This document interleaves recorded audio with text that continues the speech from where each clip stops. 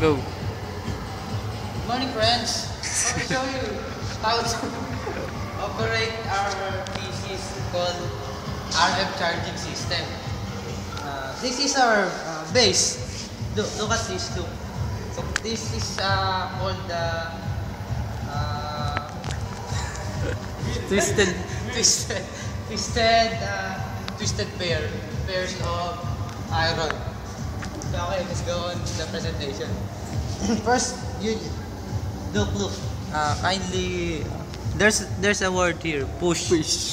When you say push, you just do it like this. Okay, then open door, and this is our Say the magic word. main circuit. Okay. Look, this is a glass, you know. And this is our jack. Let's have a sample. Let's have a sample. Just for example, your cell phone is Nokia. Just pick a Nokia 1. Put it here. Then apply a force. Look, it's charging. You know, man, it's charging. If you haven't seen, but for example, you not see charging here.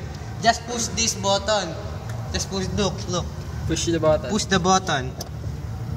Okay, push the button, then it's charged. Charging mode. Okay. Then after a while, you close the door. Just make sure that you push also here. Okay. Then go home. Text your mommy. Bye-bye.